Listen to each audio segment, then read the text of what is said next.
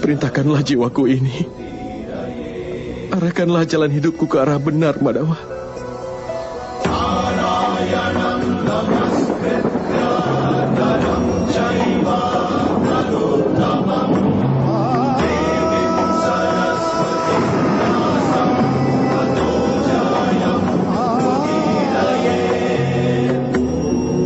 Setelah mengetahui semua itu, akankah aku dapat mengatasi kelemahanku?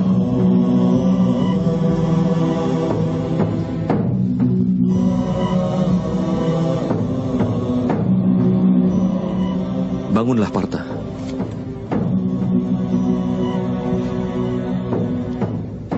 Sekarang dengarlah.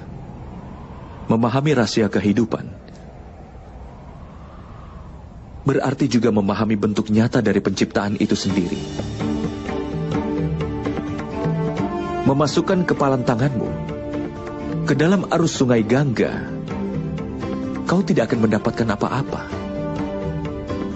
Tetapi jika kau membuka telapak tanganmu di arus sungai Gangga, maka air suci Gangga akan dapat dinaikkan hingga ke kepala. Pikirkanlah, Partha. Apakah kepalan tangan keangkuhan? Atau sebuah tangan yang terbuka dari pengorbanan? Dapatkah kau memahami pengetahuan ini? Apakah itu kepalan tangan keangkuhan? Atau tangan terbuka dari pengorbanan yang telah kau pikirkan? Dapatkah kau memahami pengetahuan ini?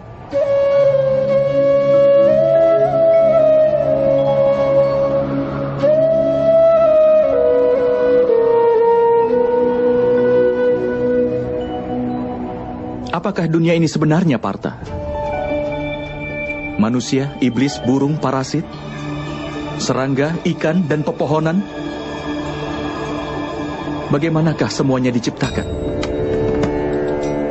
Berasal dari unsur apa mereka diciptakan? Bagaimana fungsi mereka dan bagaimana cara mereka bertahan? Bagaimanakah cara mereka mati? Dan apa yang akan terjadi setelah semua itu mati?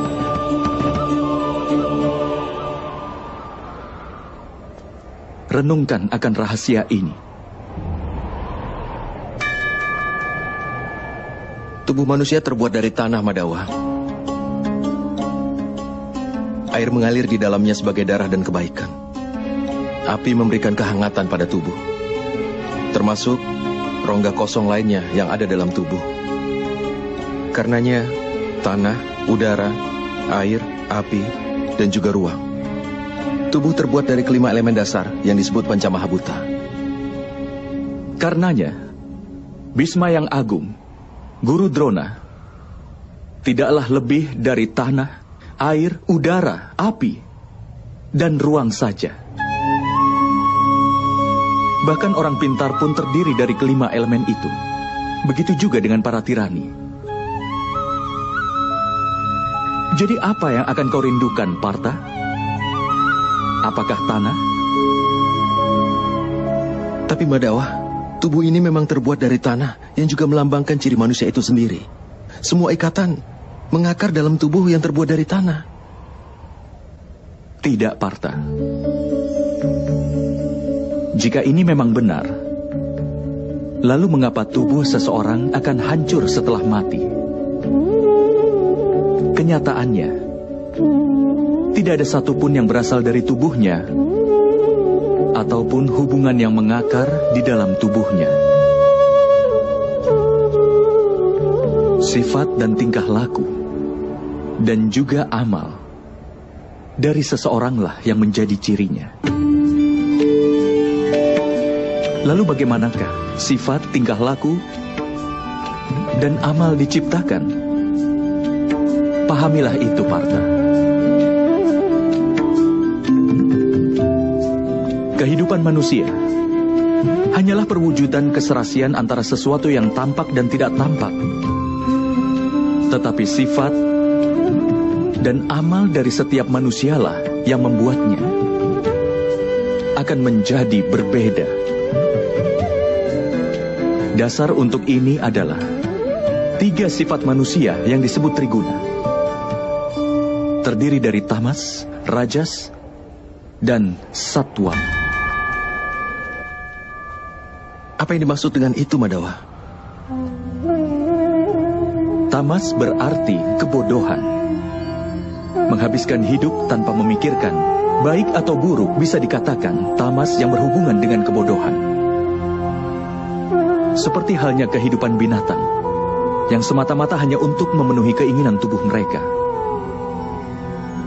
Satwam sendiri artinya adalah kebaikan.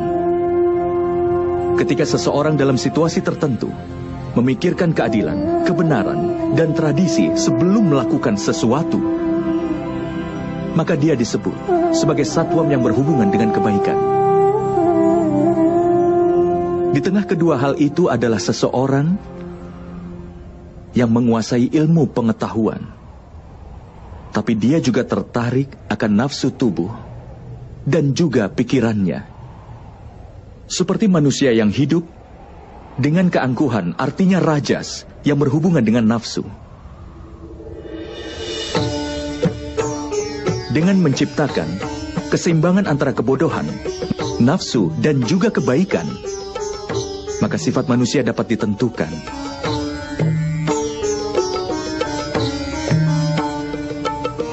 Lihat juga kakekmu Bisma, Partha. Dia punya keseimbangan antara kebaikan dan kebodohan. Dia tidak memiliki keangkuhan, tetapi dia terikat dengan pemikiran usang dan tradisi yang kuno. Bahkan ketika keinginannya muncul, dia tidak bisa melanggar sumpahnya.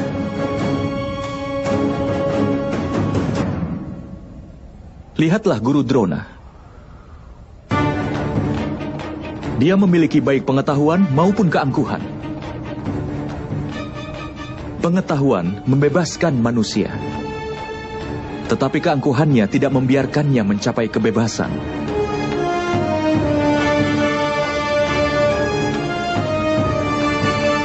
Tapi Madawa, jika sifat manusia adalah kesatuan dari 3 sifat manusia, apakah perbuatan manusia sudah ditakdirkan sebelumnya? Seekor singa akan memangsa rusa, dan rusa ditakdirkan untuk takut pada singa. Lalu kenapa keadilan jadi hal yang penting? Mengapa kejahatan mendapatkan hukuman? Lalu apa tujuan semuanya?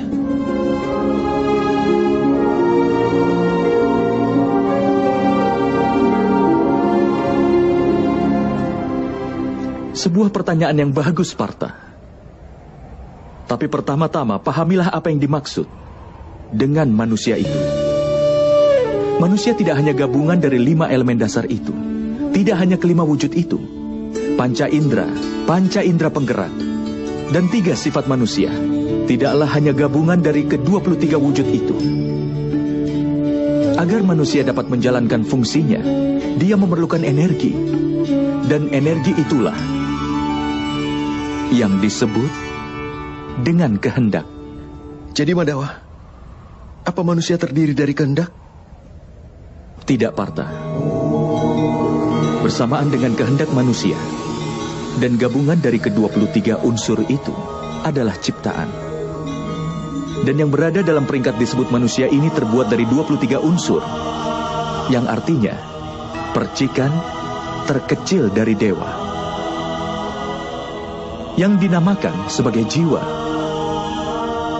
Ketika ciptaan dan manusia menjadi satu, yang berarti ketika percikan terkecil dari dewa berada dalam tubuh seseorang sebagai jiwa, saat itulah manusia akan hidup.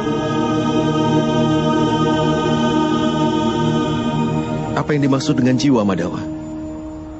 Dan apa yang dimaksud dengan memahaminya? Seperti halnya ketika manusia menggunakan kereta. Seperti itulah jiwa menggunakan perangkat yang disebut dengan tubuh. Melalui media tubuh, dia mengalami suka dan duka dari tubuh itu. Tetapi jiwa bukanlah tubuh, Partha. tubuh masih bisa dihancurkan, tetapi jiwa tidak akan bisa dihancurkan. Nainam cindati sastrani, nainam dahati pavaka, nacainam kelidayanti apo, nasosayati maruta. Artinya jiwa tidak bisa ditembus senjata apapun, ataupun dibakar dengan api, ataupun dilemahkan oleh air, ataupun dikeringkan dengan angin. Walaupun jiwa berada di dalam tubuh, jiwa itu abadi. Nah hanya mane sarire. Parta, tubuh mungkin saja bisa dibunuh, tetapi jiwa itu sendiri tidak akan bisa dibunuh. Jiwa itu ada di mana-mana, tidak berwujud, tetap, dan dia kekal. Seperti halnya manusia membuang pakaian lama dan memakai yang baru.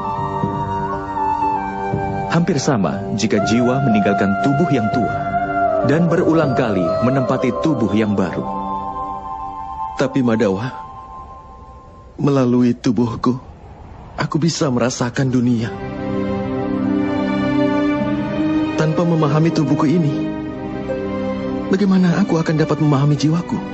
Mengetahui diri sendiri dalam bentuk jiwa bukanlah hal yang tidak mungkin, Parta. Orang buta pun bisa hidup. Seorang bisu pun bisa hidup. Termasuk mereka yang hidup tidak memiliki tangan dan kaki. Sudah jelas bahwa tubuh bukan hal yang membentuk manusia. Ada seseorang yang kehilangan energinya, atau mereka yang hidup kehilangan ingatannya. Oleh karena itu sudah jelas bahwa bentuk ketidaksadaran manusia bukanlah tubuh yang baik. Seseorang yang menjelajahi dirinya dengan cara seperti ini, aku bukanlah indera, juga bukan tubuh, juga bukan perasaan, bukan juga pemikiran, atau bukan juga pendapat. Orang yang bisa memahami hal ini, akhirnya akan dapat memahami dirinya dalam bentuk jiwa.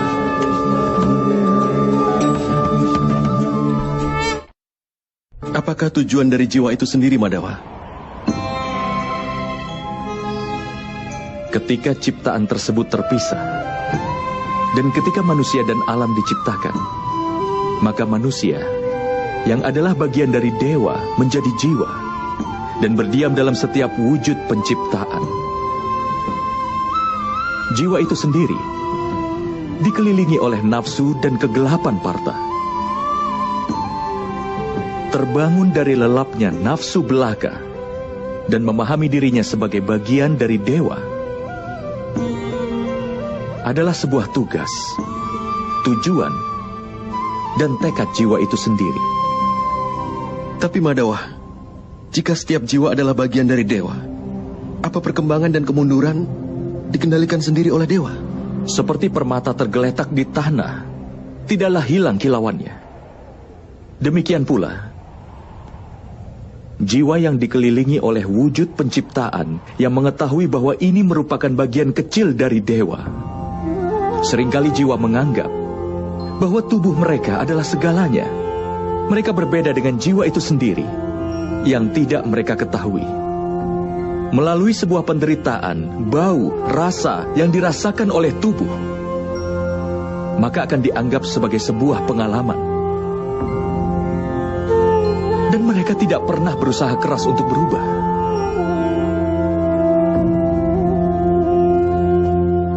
Jiwa yang tidak mau berusaha keras untuk berubah dan tetap melakukan ketidakadilan,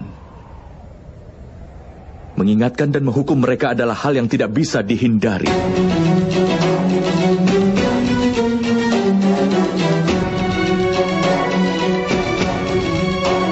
Kau lebih baik memahami hal ini juga, Parta, bahwa kau bukanlah tubuh, tetapi sebuah jiwa. Setiap prajurit yang ada di medan pertempuran ini tidak seperti yang ada di dalam pikiranmu. Mereka semua telah tinggal di dalam tubuhnya untuk beberapa waktu. Tubuh mereka akan mati, tetapi jiwa mereka semua abadi. mereka akan menempati tubuh baru lagi. Sampai mereka tidak menyadari dirinya sebagai jiwa yang murni. Sampai mereka menyerahkan ketidakadilan dan mencamkan keadilan ke dalam dirinya. Mereka akan terus lahir dan kemudian mati. Ini adalah pelajaran pertama dari Brahma Widya Partha. Mereka yang lahir sudah dipastikan akan mati.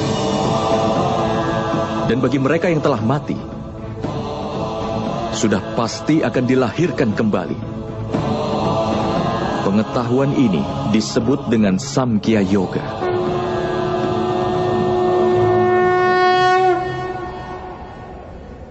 Apa keadilan dan ketidakadilan itu, Madawa? Jalan yang dipijak oleh manusia, di mana dia akan melihat dirinya sebagai jiwa. Dan mengetahui dirinya adalah bagian kecil dari dewa. Maka jalan itu dinamakan keadilan.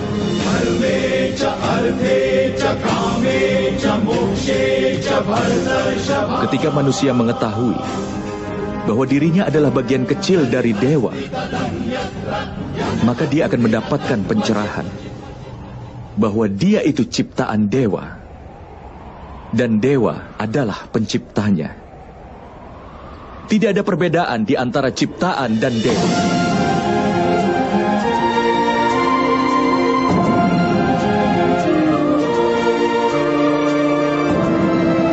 Manusia yang paham akan hal ini tidak akan kejam dan kasar terhadap manusia lain, dan juga bahkan pada binatang. Dia sudah tahu bahwa dengan memotong anggota tubuhnya akan menyebabkan rasa sakit. Tidak hanya pada organ itu saja, tapi juga dialami semua bagian tubuh lain. Sama halnya ketika seorang manusia merasakan sakit, maka seluruh dunia pun akan merasakan sakit yang sama. Selama masih ada seorang manusia sekalipun menderita di dunia ini, maka tidak seorang pun yang akan merasakan sepenuhnya kenikmatan nanti. Saat mengetahui ini hanyalah pemikiran manusia yang dipenuhi dengan belas kasih. Ini juga disebut dengan keadilan. Ketika seseorang dipengaruhi kebodohan, dia akan menjadi manusia yang kasar, kejam, dan egois terhadap yang lainnya. Hanya untuk kesenangan dirinya sendiri, dia bebankan penderitaan pada orang lain. Dia tidak bisa menjadi lebih dekat kepada dewa. Karenanya, ketidakadilan adalah salah satu jalan yang menjauhkannya dari dewa. Maka dari itu, ketidakadilan nama lain ketidakpedulian. Jadi, kita harus merasa kasihan pada mereka yang tidak peduli. Lalu apa tujuan dari hukuman?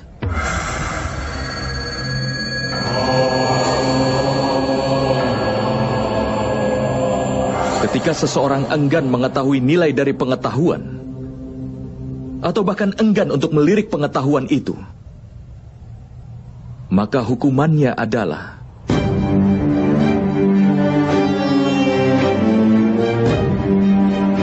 belas kasihan, baik pada dirinya atau orang lain.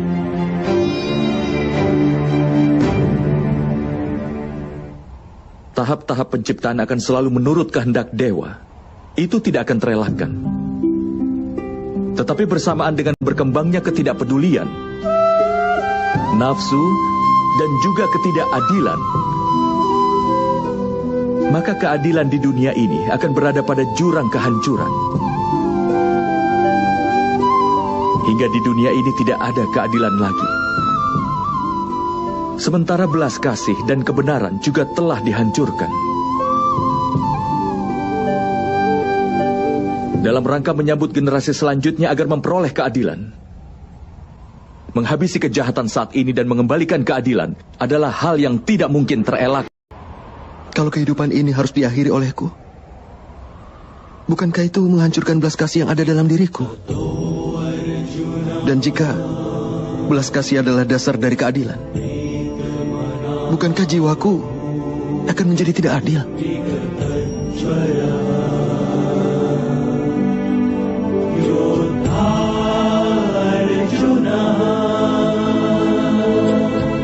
batas dari keadilan sudah pasti akan dibuat. Tetapi batas dari amal belumlah dibuat, Partha. Perbedaan di antara amal dan perbuatan sangat perlu untuk lebih dipahami lagi. Semua amal adalah perbuatan, tapi tidak semua perbuatan adalah amal. Amal adalah suatu perbuatan di mana hasilnya sangat diharapkan. Ketika seseorang melakukan amal dan berharap mendapatkan kenikmatan, kekayaan, dan kehormatan, maka dia terikat pada hasil perbuatannya itu. Ketika amal ditunjukkan untuk mengharapkan suatu hasil, maka dinamakan sakam karma yoga. Dan ketika amal dilakukan tanpa mengharap hasil apapun untuknya, maka itu dinamakan niskam karma yoga. Inilah alasannya mengapa dia harus terlahir berulang-ulang. Kenyataannya, manusia tidaklah terikat oleh sebuah amal, tapi rantai pengharapan yang terhubung dengan amalnya lah yang mengikatnya.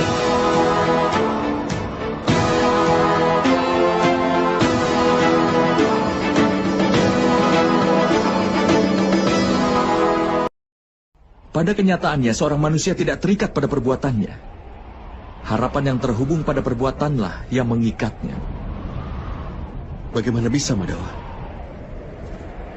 Jika kau berharap kemenangan dalam peperangan ini, maka kau akan merasa sangat berduka atas kekalahan. Dan kedukaan itu akan memaksamu melakukan hal lain lagi yang kau butuhkan untuk dilahirkan kembali. Lalu jika ternyata kau menang, kesombonganmu pun akan makin tumbuh. Dan kesombongan itu akan membawamu ke arah kemenangan duniawi. Dia akan membuatmu membunuh, dan dosanya seharusnya akan terikat padamu. Pikirkan hal itu.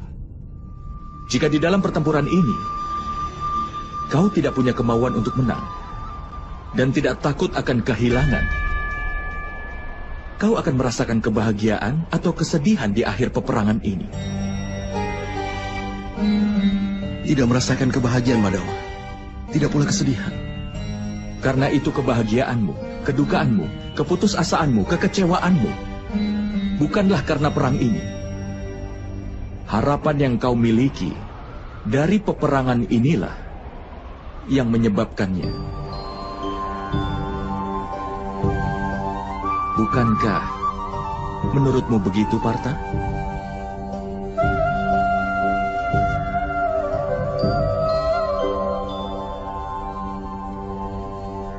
Karena itu, memegang sukacita dan duka cita secara seimbang, tanpa memikirkan akan mendapatkan kehilangan, kemenangan atau kekalahan. Dan itu artinya, jika kau terlibat dalam pertempuran, maka sukacita, duka cita, kehilangan, kemenangan atau kekalahan, wahai putra Kunti, maka kau tidak akan menanggung dosa apapun. Inilah yang disebut karma yoga. Orang yang mempelajari pengetahuan tentang Sankhya menyadari kenyataan bahwa dia bukanlah suatu tubuh, tapi suatu jiwa belaka. Bahwa kebahagiaan dan yang dialami tubuhnya hanyalah sampai pada kematian. Dan karena itu tidak nyata, tetapi hanya sebuah ilusi.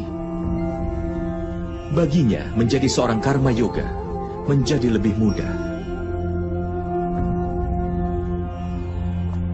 Tapi Madhawa, jika perbuatan dimaksudkan untuk dikendalikan, bukankah bijak untuk melepas keduniaan dan menempuh jalan kesucian? Pemikiran seperti itu adalah satu-satunya alasan untuk perang hari ini, Partha.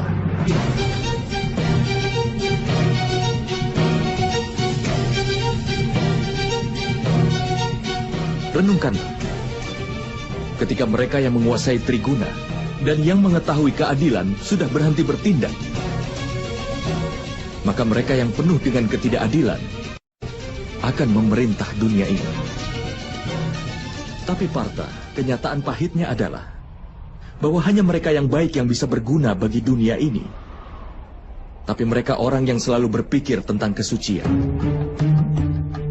Layaknya air yang melayang sebagai uap dan debu yang tetap berada di sana. Sama halnya dengan orang suci dan terpelajar yang meninggalkan dunia. Dan mereka yang tidak adil namun dikuasai kebodohan sudah memerintah dunia. Atas alasan ini dosa-dosa dan ketidakadilan tumbuh di dunia ini.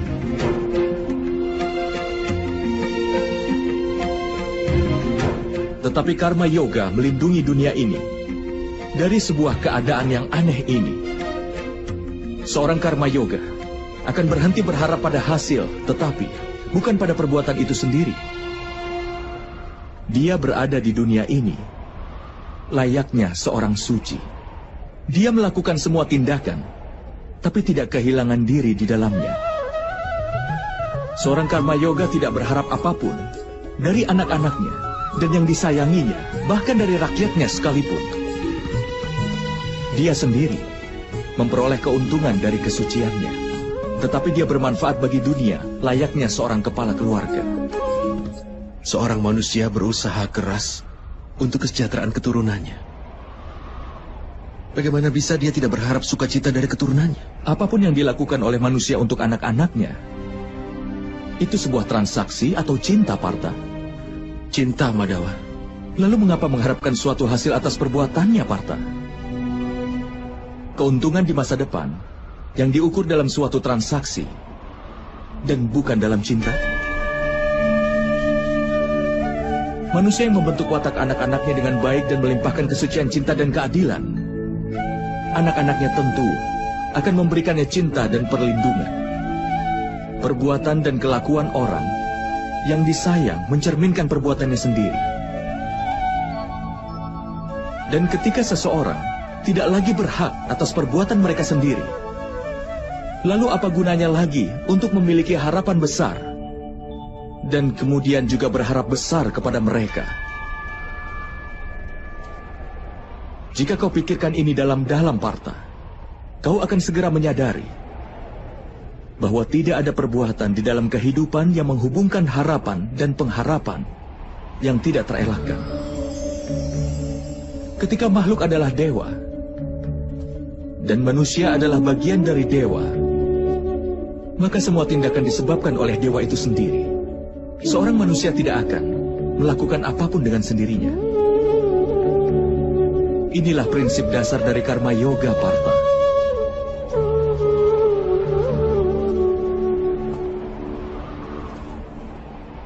Oleh karena itu, Partha, penting agar kau menjadi seorang karma yoga. Dan berjuanglah dalam peperangan ini dengan melepaskan Triguna. Bebaslah darinya, Partha. Bebaslah dari dilema ini. Pikirkanlah selalu kebaikan yang adalah dewa sendiri. Dan lanjutkan semua kewajibanmu. Hasrat yang kau miliki untuk mencapai sesuatu dan pikiran untuk mempertahankan sesuatu yang telah kau capai sebelumnya atau yang telah kau bangun dalam semua harapanmu, itu harus dihentikan, Partha, dan bebaskan jiwamu sekarang juga.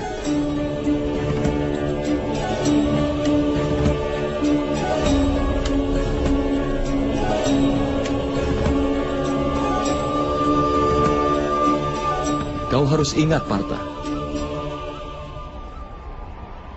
hakmu adalah hanya sebatas untuk melakukan perbuatan, dan hasilnya tidak bisa kau tentukan. Hasilnya terserah kepada para dewa. Oleh karena itu, tidaklah benar, Partha, jika kau lari dari perbuatan, dan tidak pula benar untuk mengharapkan hasil dari semua perbuatanmu saat ini.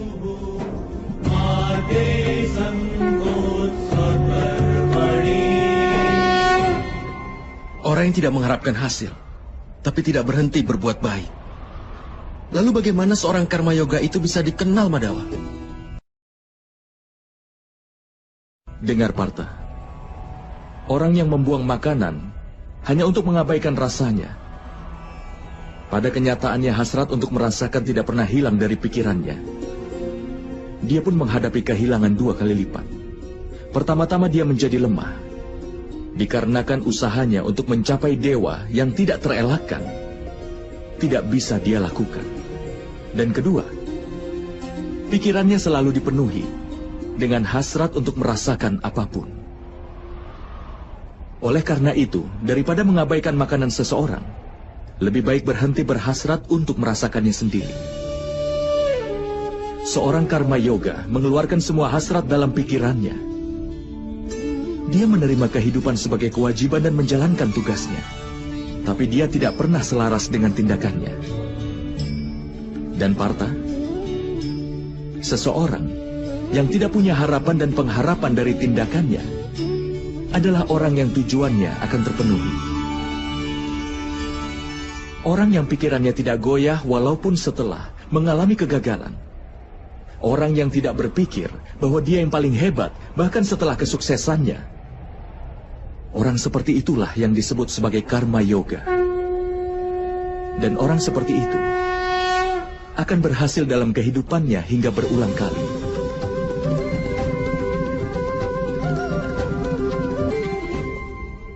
Keinginan timbul dari pengharapan akan hasil. Dan ini adalah sifat dari keinginan yang akan tetap tidak akan terpenuhi. Rasa tidak terpenuhi kemudian menimbulkan kemarahan. Dan kemarahan akan menimbulkan hasrat. Karena hasrat itulah, seseorang akan melupakan pengetahuan tentang perilaku dan juga interaksi. Hilangnya pengetahuan menyebabkan hilangnya kebaikan. Dan masyarakat menjadi musuh bagi orang seperti itu. Partha, bertanggung jawab adalah langkah kedua menuju pengetahuan kedewaan. Kuatkan keyakinanmu kepada Yang Maha Kuasa. Kenalilah dirimu sendiri. Bebaskan dirimu sendiri dari ikatan belenggu. Korbankan hasrat akan hasilnya. Dan lakukan saja kewajibannya.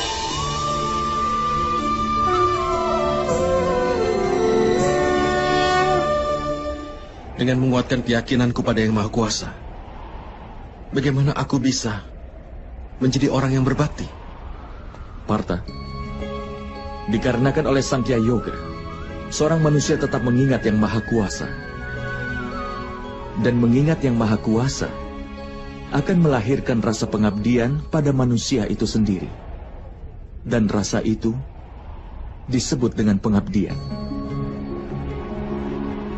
Pengabdian mencerahkan seorang manusia tentang mana yang benar dan yang salah. Dan pengetahuan itu memberinya penglihatan terhadap Yang Maha Kuasa. Orang yang mendapatkan penglihatan terhadap Yang Maha Kuasa, dia akan menjadi orang yang paling berbakti. Dia terbebas dari lingkaran kelahiran kembali dan mencapai keselamatannya. Itulah tujuan utama dari semua jiwa dan puncak dari kebenaran. Tapi bagaimana aku bisa berbakti tanpa penglihatan terhadap Yang Maha Kuasa, Madhawa? Untuk bisa mendapatkan penglihatan terhadap Yang Maha Kuasa, singkirkanlah keserakahan, kesombongan, kemarahan, dan juga prasangka. Jika seseorang yang duduk dalam gelap berkata bahwa dia ingin melihat matahari, apa yang akan kau sarankan? Tidakkah kau akan katakan untuk keluar dari ruangan itu dan berdiri di bawah langit terbuka? Matahari sudah ada di sana sebelumnya. Sama halnya Partha, alam semesta ini adalah Yang Maha Kuasa. Yang Maha Kuasa adalah segala sesuatu. Tidak ada sesuatu kecuali hanya Dia saja. Seseorang yang melihat jiwanya sendiri akan melihat Yang Maha Kuasa. Layaknya rasa dari sebutir garam tidak berbeda dibanding dengan rasa di lautan.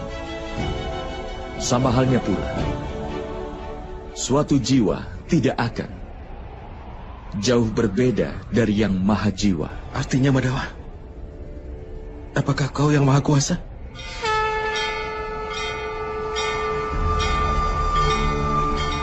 Iya, Partha.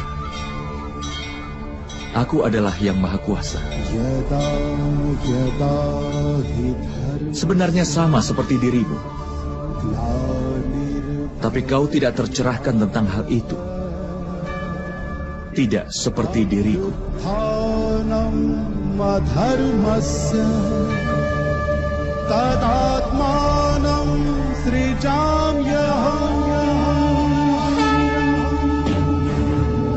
Lalu Madawa, mengapa pengabdian kepadamu tidak dianggap sebagai pengabdian kepada dewa? Tentu saja. Pengabdian kepadaku adalah pengabdian kepada yang Maha Kuasa. Kau tidak perlu merasa ragu. Dan kau tidak perlu merasa khawatir. Korbankanlah segalanya dan dapatkan perlindunganku untukmu, Partha. Bagaimana mungkin begitu, Madawa? Karena banyak manusia yang telah menyaksikan kelahiranmu. Bahkan ibumu pun masih hidup. Kau dilahirkan dari rahimnya. Bagaimana kau bisa jadi keduanya dulu dan sekarang? Kau menyaksikan tubuh ini. Dan aku berbicara dari jiwa. Aku telah dilahirkan tidak terhitung. Aku juga memiliki banyak perwujudan. Aku telah berada di dalam banyak rupa. Dan aku pun telah mati tepat di sini.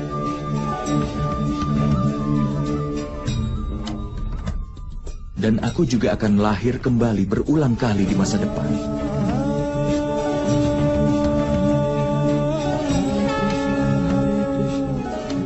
Kapanpun kebenaran terancam, kapanpun yang jahat menampakkan kejahatannya, maka demi menyelamatkan kebenaran itu sendiri, untuk menghancurkan yang jahat dan menegakkan kembali kebenaran, aku akan terlahir kembali. Ini telah terjadi di setiap zaman dan akan terus terjadi di masa depan. Akulah yang Maha Kuasa. Akulah perwujudan Matsya dan juga perwujudan Wamana. Akulah Parasurama dan akulah Dewa Rahma.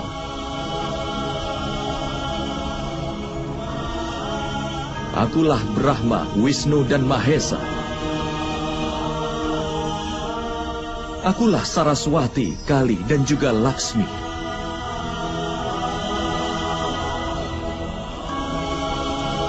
Aku bukanlah pria, bukan pula wanita, bukan pula seorang waria. Aku bukanlah tubuh, bukan pula anggotanya.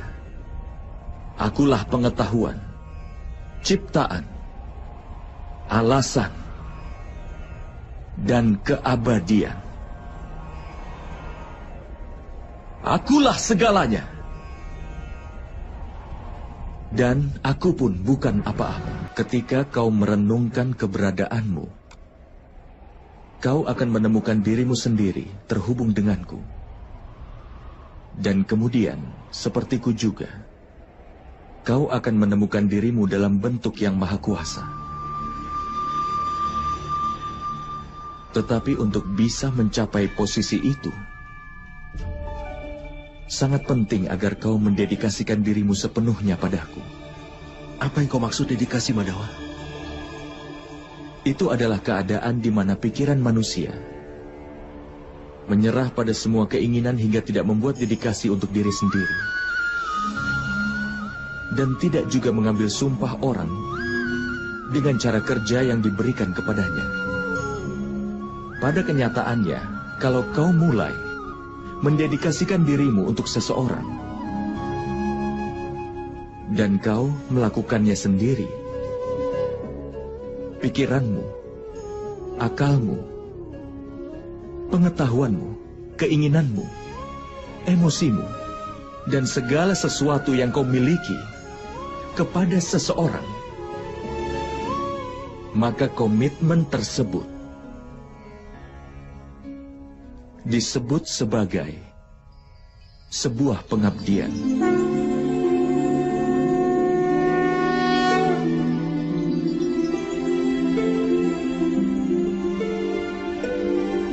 Seorang istri berkomitmen untuk suaminya.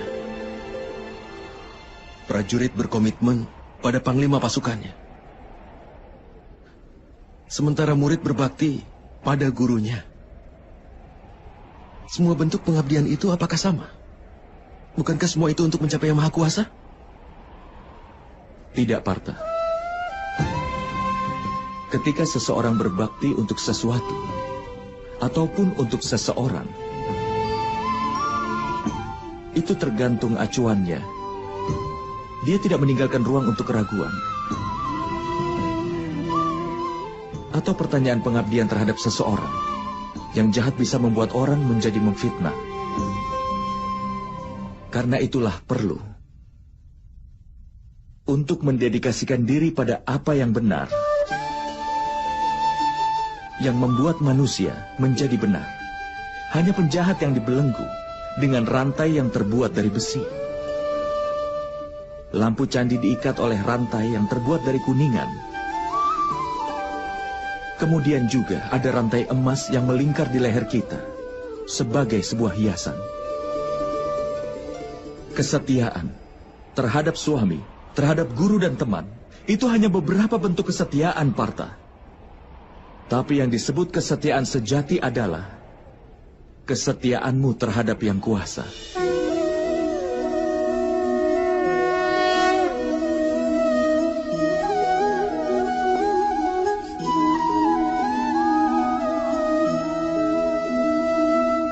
Tapi apa pengabdian terhadap Yang Kuasa harus dilakukan dengan Sangya Yoga atau Karma Yoga? Karena Sankhya Yoga, manusia tahu bahwa mereka hanyalah jiwa. Dan karena Karma Yoga, mereka bisa membebaskan diri dari ikatannya. Dan karena pengabdian hingga manusia mengetahui wujud yang nyata dari Yang Maha Kuasa. Dan manusia juga bisa mengetahui tentang arti keadilan dari Yang Maha Kuasa. Manusia berada dalam lingkaran hidup dan mati. Hingga demi mencapai kebahagiaan di dunia dan pengetahuan, manusia pun mengabdikan dirinya untuk Yang Maha Kuasa, yang menjadi tujuan utama dari semua jiwa. Maksudnya, tubuh manusia ini tidak ada nilainya, Madawa? Itu pasti bernilai, Partha. Tubuh manusia menjadi media bagi manusia untuk bertemu dengan Yang Maha Kuasa. Antara kematian dan juga reinkarnasi, di mana pengetahuan akan jiwa tetap aktif.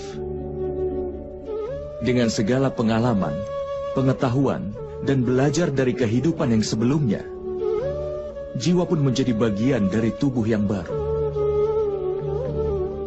Dan ini hanya terjadi ketika dia menjadi bagian dari tubuh manusia itu sendiri. Ini adalah hubungan antara Setra dan Setragna. Aku tidak bisa mengerti tentang hal itu, Madawa. Ketika ada yang tahu bahwa tubuh kita adalah seperti bagian dari tanah ini, artinya hanya tempat yang seperti Setra.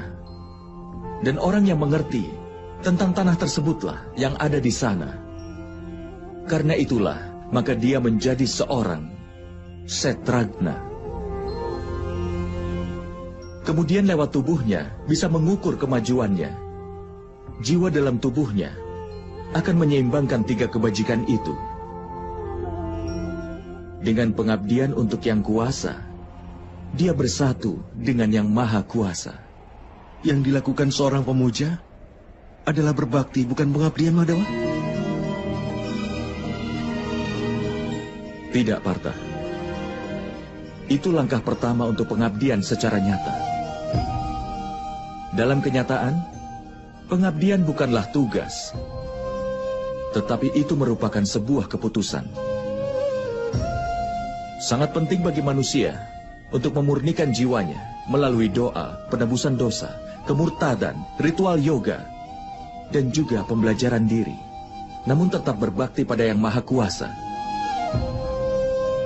Karena setiap manusia harus mencurahkan semua perhatian dan mengarahkan setiap nafasnya untuk Yang Maha Kuasa.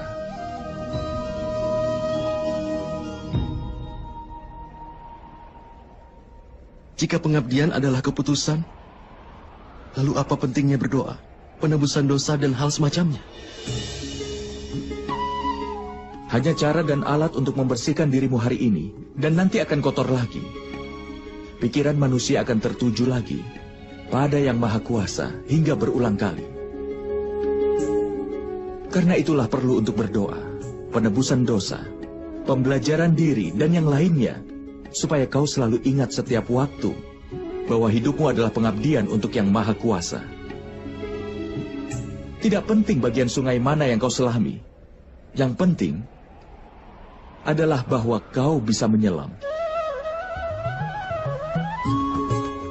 Hanya ada satu dedikasi dari Bhakti Yoga, bahwa dengan menyerahkan kehidupannya ke Yang Maha Kuasa, manusia harus meneruskan pengabdiannya untuk Yang Maha Kuasa agar dia bisa menjaga kebaikan dalam hidupnya.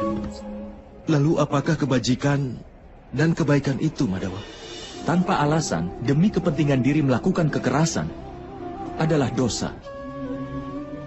Sesungguhnya, anti kekerasan adalah dharma yang utama.